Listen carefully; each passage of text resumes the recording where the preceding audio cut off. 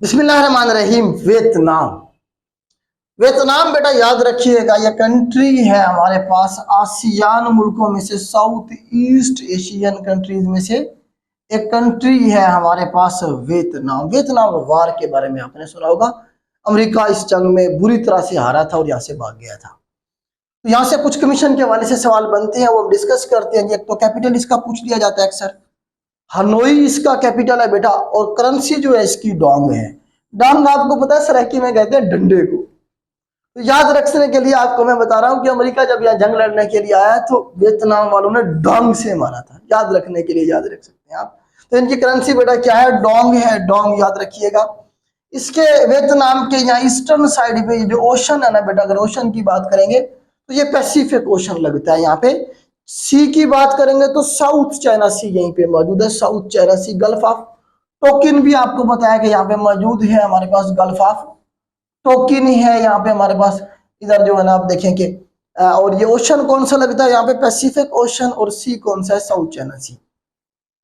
इसके western side पे Laos लगता है और कंबोडिया लगता है। लाओस और कंबोडिया। नॉर्दर्न साइड पे ये सारा क्या है? इसके चाइना है। चाइना है। 1945 में ये फ्रांस से आजाद हुआ था। 1945 में ये फ्रांस से आजाद हुआ। हू ची मिन साहब जो है क्या है जी, इनके फाउंडिंग फादर थे। फाउंडिंग फादर जो इनके हू ची मिन साहब थे। हू ची मिन के नाम से सिटी भी यहाँ पे मौजूद है। वो पूछता है अक्सर ये किधर है जी? ये वियतनाम के अंदर है। और इस तरह से वियतनाम वार के हवाले से सवाल बनते हैं। ये कोल्ड वार का दौर था। प्रॉक्सी चल रही थी यूएसएस आर्मी और यूएसए में, अमेरिका में। कोल्ड वार का दौर था। तो कोल्ड वार में ये होता है कि ये मुल्क डायरेक्टली नहीं लड़ रहे थे आपस में, बल्कि दूसरे मुल्कों के अंदर अपनी अपनी प्रॉक्सी या इनडायरेक्टली लड़ रहे थे। तो यहाँ पे हमारे पास ये देखें, हमारे पास क्या है? सारा वियतनाम था। तो हुआ ये कि 1955 से लेके 1975 तक यहाँ पे जंग चली, वार शुरू, सिविल वार टाइप थी कुछ इस तरह कहने। जो वियतनाम था दो हिस्सों में तकसीम हो गया। ऊपर वाला नॉर्थ वियतनाम और नीचे वाला साउथ वियतनाम, मतलब दो तरह के वियतनाम। असल में जब कोल्ड वार को हम देखते हैं ना, तो उसमें आप ये देखेंगे सोशलिज्म, कम्युनिज्म का जो फलसफा था वो रशिया लेके चल रहा था। तो उसे रोकने के लिए अमेरिका या कैपिटलिज्म उसके सामने खड़ा था। तो ये बेसिकली दो नजरियात की जंग थी। तो ये देखें, चाइना में भी आपको पता है कम्युनिज्म का नजरिया को फॉलो किया इन्होंने भी स्टार्ट में, और रशिया ने भी। रशिया में आपको पता है कम्युनिस्ट इनकलाब आ चुका था। रशियन रेवोल्यूशन जो था, बुल्शेविक रेवोल्यूशन जिसे कहते हैं। तो ये जो नॉर्थ वियतनाम वाले थे, इन्हें रशिया और चाइना सपोर्ट कर रहा था। ये कम्युनिज्म को सपोर्ट कर रहे थे, उसके फॉलोअर थे। जबकि जो साउथ वाला वियतनाम था, ये वाला जो ग्रीन कलर में यहाँ से आपको नजर आ, ये वाला जो था, ये सारे का सारा जो था इसे अमेरिका सपोर्ट कर रहा था। ये कैपिटलिज्म को सपोर्ट करने वाले लोग थे यहाँ पे। तो ये दोनों आपस में इनकी जंग शुरू करवा दी गई, लड़वा दिया गया। कब की बात है? 1955 की बात है। वियतनाम वार।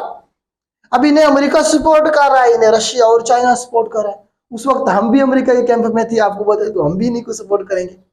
तो इस तरह से जंग शुरू हो गई। अमेरिका ने जब देखा कि साउथ वाले जो है ये जंग हार रहे हैं, तो अमेरिका ने यहाँ तकरीबन कहा जाता है कि 60,000 आर्मी भेज दी थी अपनी, इनकी सपोर्ट के लिए। लेकिन वियतनाम वाले जो नॉर्थ वाले थे वो बड़े तकड़े हो गए थे। उन्होंने 60,000 में से 58,000 अमेरिकी को मार दिया। 58,000 अमेरिकी मर गए, बाकी जो बचे वो भागे। उनकी वीडियोस आज भी मौजूद है भागते हुए की। हेलीकॉप्टर में बैठ के भाग रहे थे, आधे रास्ते में मर गए थे।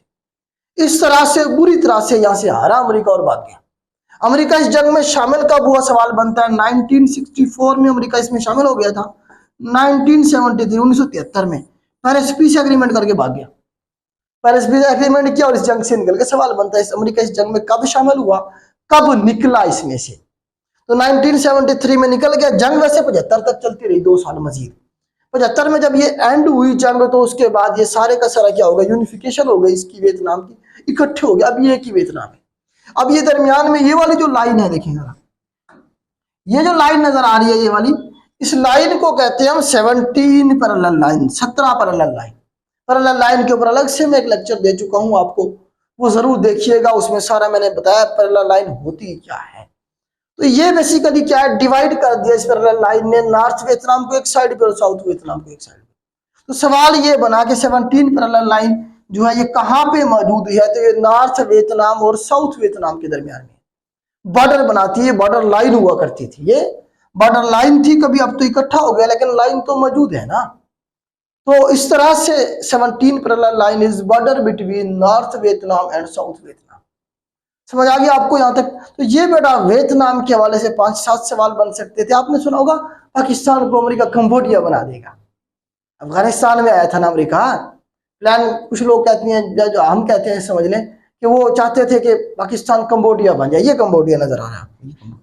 जब यहाँ जंग होगी तो यहाँ के लोग किधर आएंगे? कंबोडिया आएंगे। दहशतगर्दी भी सारी यही होगी, तो कंबोडिया बहुत ज्यादा इफेक्ट हुआ था इस बार, इस जंग से बहुत बुरे हालात हुए थे, अभी तक नहीं वो संभल पाए।